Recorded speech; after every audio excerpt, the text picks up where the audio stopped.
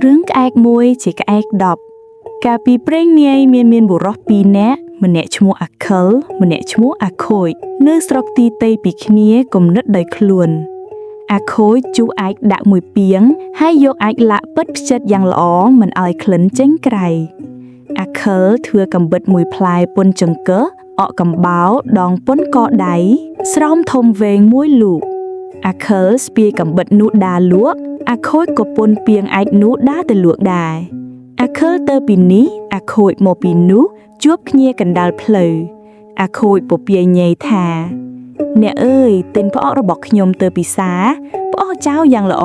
ស្ងោរក៏បានចំហុយក៏បានឆ្ងាញ់ណាស់អាខិលឆ្លើយថាតោះតែលក់ដាវមិនដាច់គ្មានលុយទិញបើខៀងដូរជាដាវនេះព្រមដូរទេអាខូចខឿងដាវនេះវែងក៏ឆ្លើយថាដូរក៏ដូរអាខិលប្រគល់ដាវឲ្យអាខូចហើយអួតថាដាវខ្ញុំនេះមុតបំផុតមេដៃរបស់ខ្ញុំផងបើត្រូវការម្ដងចាំហូតកាប់អ្នកឯងកុំប្រញាប់ហូតមើលបើហូតលើព្រឿលសក់ទៅវិញមិនចុះទេដាវខ្ញុំពូកែ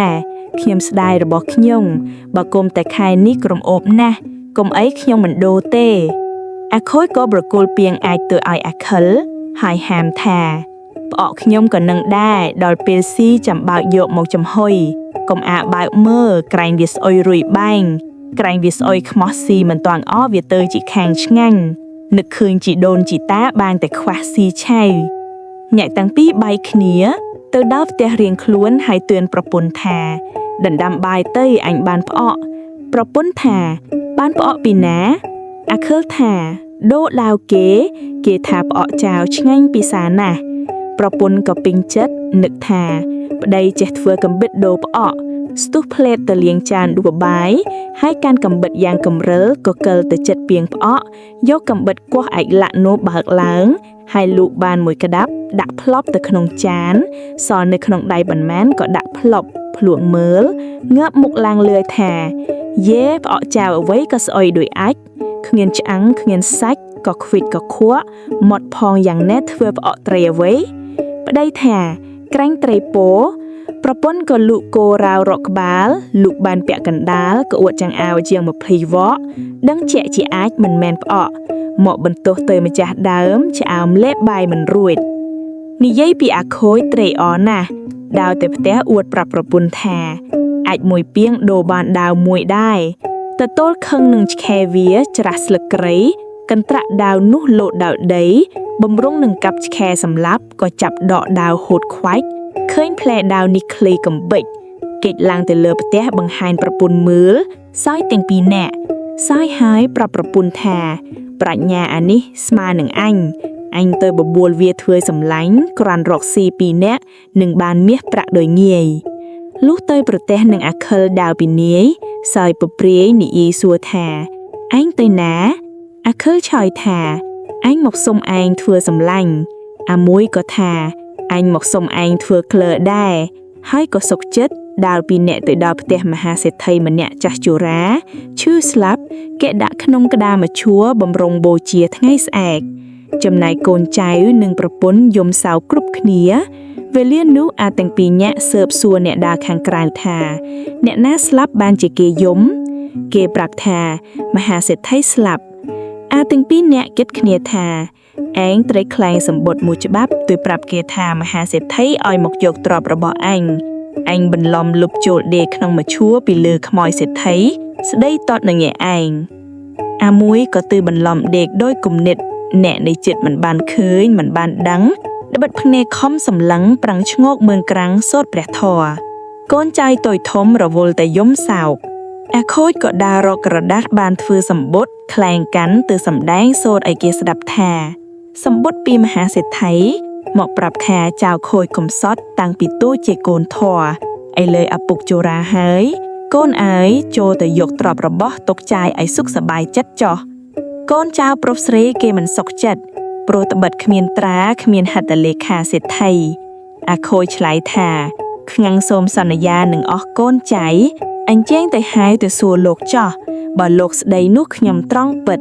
បើលោកស្ងៀមនោះខ្ញុំខ្លាញ់មិនឆៅទេកូនសេដ្ឋីស្ទុះភ្លាមទៅស្រែកហៅឪពុកអាខិលឆ្លើយថា ឪពុកសួរថាឪពុកបានឲ្យកូនធមមកយកទ្រព្យមែនឬអាខិលឆ្លើយថាកូនអញឈ្មោះអាខូចវាមកហើយឬកូនឆ្លើយថាទៀនប្រុសមកហើយអាខិលថាមើលយករទេះមួយធំក្របីមួយនឹមទឹមរទេះនោះហើយយកមាសប្រាក់កែវកងសម្ពុតអាវ៉ាល់ផ្ទុកក្នុងរទេះឲ្យល្មមតែក្របីនោះអូសរួចបានប៉ុន្មានឲ្យវាយកចោះ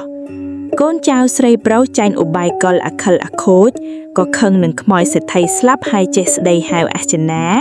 ឥឡូវនឹងបើក្តារឲ្យច្បាស់ចាស់ហាមប្រាមថាមើលមុខខ្មោចមិនបានទេខ្លាចដេកយប់មកមើលម៉ាយម្ល៉េះហើយក៏ជឿជាក់យកសម្ពុតអាវស្លៀកពាក់និងកន្ទេលពូកខ្នល់ខ្នើយហើយថែមតុថាសចានល្អអំបិលប្រហុក4ក្រឡាអង្ករ5ការុងដាក់ផ្លុកទៅឲ្យអាខិលអាខូចបង្វិលរទេះយ៉ាងធំជជែកយំទឹកភ្នែកឲ្យដោយខឹងដោយបញ្ឆោតទាំងស្រីប្រុសហើយក៏ដឹកក្របីមួយនឹមទឹមរទេះប្រគល់ទៅឲ្យអាខូចអានោះត្រេកអរឡើងបរទេះចេញទៅអ្នកទាំងអស់ដែលនៅតែជ្រួលមិនស្រួលចិត្តព្រោះត្បិតខឹងនឹងស្ដាយអាខិលលួចមើលនាយអាយលុបចេញព្រិចរត់តាមទៅបន្តិចក៏ទាន់រទេះហើយនិយាយគ្នាថាយើងបានទ្រព្យរបស់តែទាត់ឃ្លានបាយបើឈប់ដណ្ដើមបាយនៅរាងអាយក្រៃមិនស្ងាត់ខ្លាចចៅតាមកប្លន់ទ្រព្យរបស់មួយរទេះបើដូច្នេះឯងឈប់ចាំអញទៅសុំបាយគេខ្លះយកមកឲ្យឯងអាមួយព្រមហើយអាមួយក៏ដើរទៅរកថ្នាំតាមផ្លូវយកមកលាយបាយឲ្យពលស្លាប់អន្តរាយនឹងយកទ្រព្យរបស់នោះតែម្នាក់ឯងអាមួយនៅចាំរទេះក៏ធ្វើខ្នាដាក់ស្ទាកភ្លៅបំរុងឲ្យអានោះស្លាប់នឹងយកទ្រព្យរបស់តែម្នាក់ឯងដែរវេលានោះអាមួយទៅសុំបាយគេស៊ីរួចហើយសុំមួយចានផ្ងាសម្លឹងគេមិនកំណាញ់ក៏រកស្លឹកចេកខ្ចប់ឲ្យមានទាំងត្រីអាំងថងអានោះក៏លាគេដែរចេញមកហើយយកថ្នាំប្រឡាក់បាយមកដល់ខាងអាយក៏ត្រីនឹងខ្នានោះស្លាប់អាមួយដើរប្រញាប់ចាប់យកបាយស៊ីមិនដឹងថាមានថ្នាំពុលក៏ពុលស្លាប់បន្ទាប់គ្នាក្របីនោះក៏អូរទេះចូលក្នុងព្រៃរទេះរតាក់ទៅច្រកក្នុងទឹកត្រពាំងដាច់ខ្សែទៀមដេកត្រាំទឹកនៅទីនោះទៅដល់វេលាព្រឹកមានបុរសម្ងាក់ដើរទៅឃើញទ្រព្យរបស់ទាំងអស់នៅក្នុងព្រៃនឹកម្ដងភ័យនឹកម្ដងអ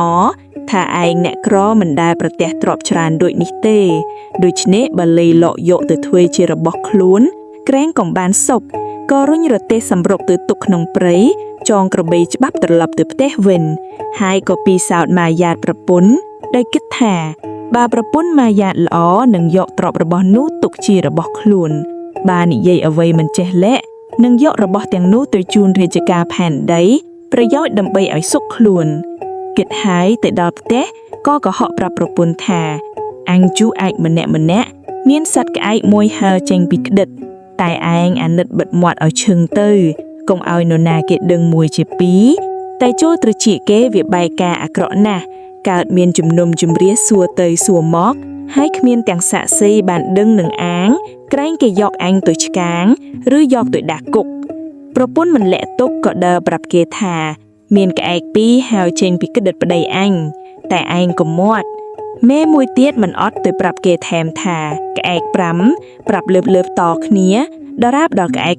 10រឿងនោះក៏ជ្រួតជ្រាបដល់ព្រះមហាក្សត្រទ្រង់ចាត់ប្រាអាមាត្យឲ្យស្រាវជ្រាវដល់បុរសនោះក៏ថ្វាយបង្គំគាល់ស្ដេចទ្រង់ឆ្ងល់ត្រាស់សួរថាមែនឬមិនមែនបុរសក្រាបទូលថាទូលព្រះបង្គំក៏ហាក់ប្រពន្ធចង់ដឹងចិត្តព្រោះបិទឃើញទ្រព្យច្រើន